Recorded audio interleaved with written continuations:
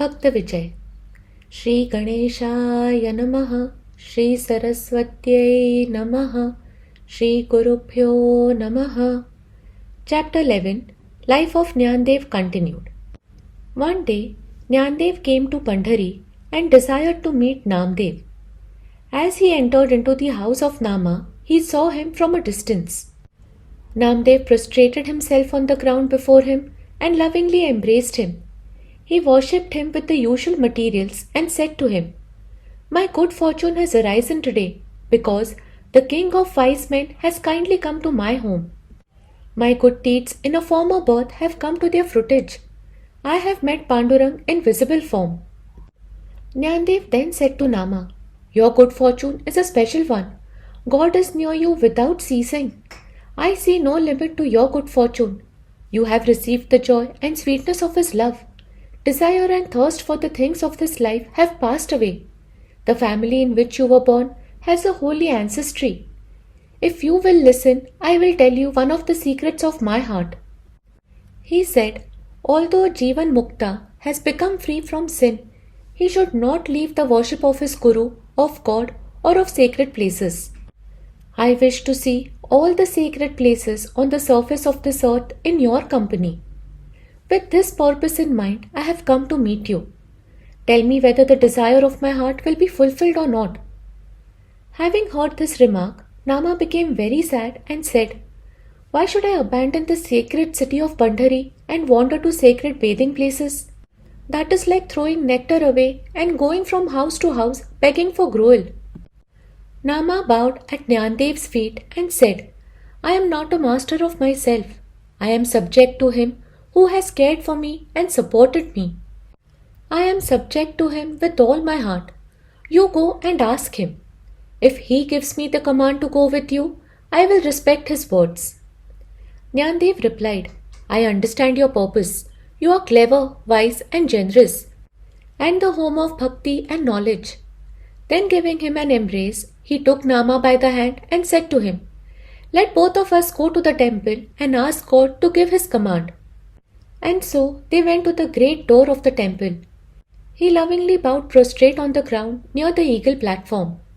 He then came to the inner shrine, and there he saw God standing on the brick. He embraced the God and with sincere feeling worshipped his feet.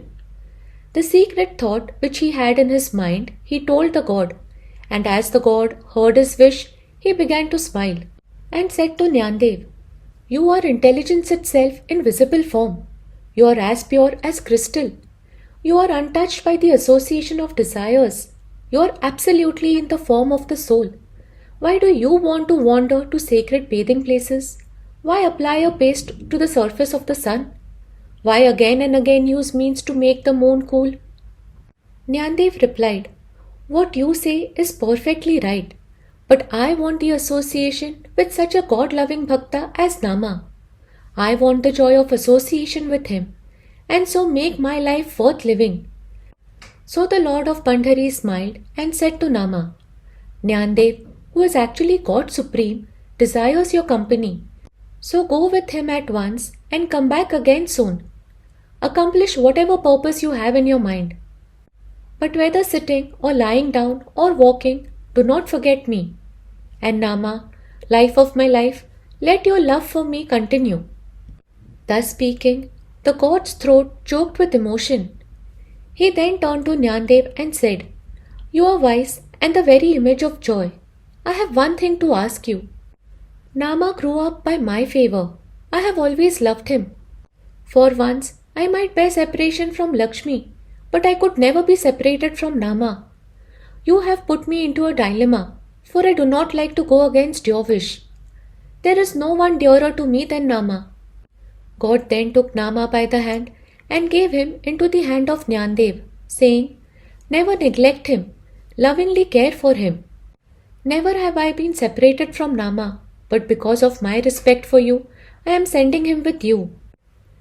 Then the Lord of Heaven said to Rukmini with great emotion, "These bhaktas of mine put aside all pride and become one with me in essence, just as there is no difference between the lamp and its light, or just as the sun and its rays are always united.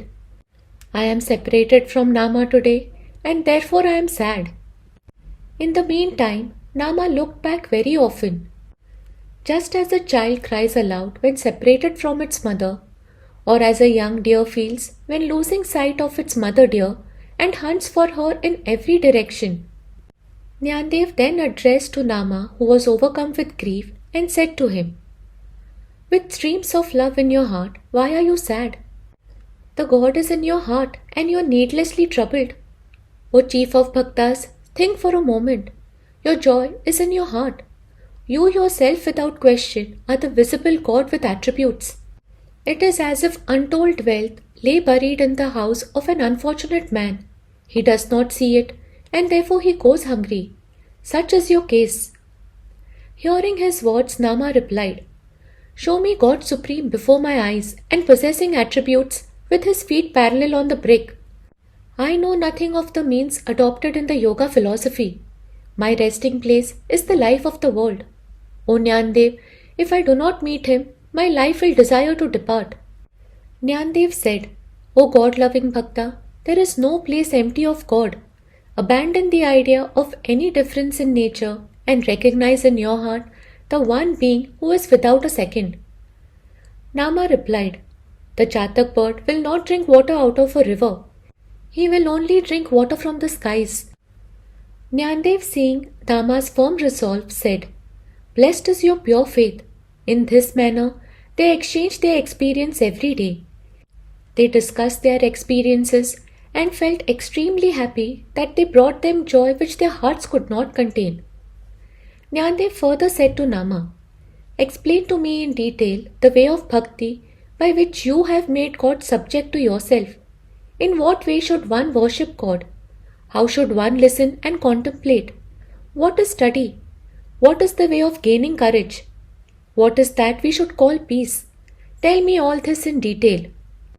Tell me the means of deliverance which you have obtained through your own experience." Nyandev, with his hands joined together palm to palm, thus pleaded with Nama. Nama tightly embraced Nyandev's feet.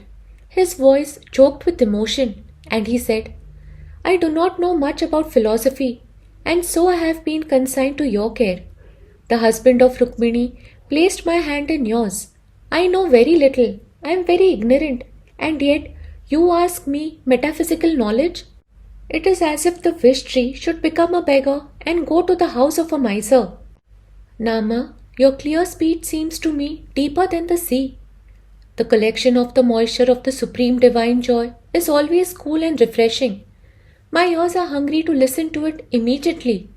So let the nectar of the divine knowledge at once rain down on me."